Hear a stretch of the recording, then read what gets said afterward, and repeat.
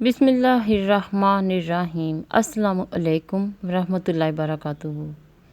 دعا: اے خالق کائنات، بخش دے ہمارے صغیرہ کبیرہ گناہوں کو اور ہمیشہ محفوظ رکھنا، بے روزگاری سے، تنگ دستی سے، رزق کی کمی سے، رسوائی سے، قرض سے، مرض سے، اولاد کے دکھ سے، ناگہانی موت سے، بری نظر سے اور حرام کی کمائی سے، آمین۔ حدیث نبوی صلی اللہ علیہ وآلہ وسلم: مسلمان جب تک مجھ پر درود شریف پڑھتا رہتا ہے، فرشتے اس پر رحمت بھیجتے رہتے ہیں۔ اب بندے کی مرضی ہے کم پڑے یا زیادہ۔ نعمت کی قدر پہچانیں۔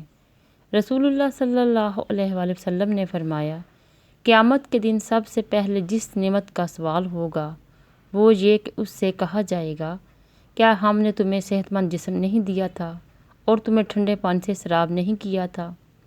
رسول اللہ صلی اللہ علیہ وآلہ وسلم نے فرمایا، تم میرے پاس قیامت کے دن اس حال میں آؤ گے کہ وضو کی وجہ سے تمہارے ہاتھ، پاؤں اور پیشانیاں روشن ہوں گی۔ یہ میری امت کا نشان خصوصی ہوگا اور دوسری کسی امت کا یہ نشان نہیں ہوگا۔ حضرت سعدیہ حلیمہ رضی اللہ تعالیٰ عنہا فرماتی ہیں، ایک دن میں آپ صلی اللہ علیہ وآلہ وسلم کو گود میں لیے ہوئے تھی کہ چند بکریاں قریب سے گزریں تو ان میں سے ایک بکری نے آگے بڑھ کر آپ صلی اللہ علیہ وآلہ وسلم کو سجدہ کیا اور سر مبارک پر بوسہ دیا۔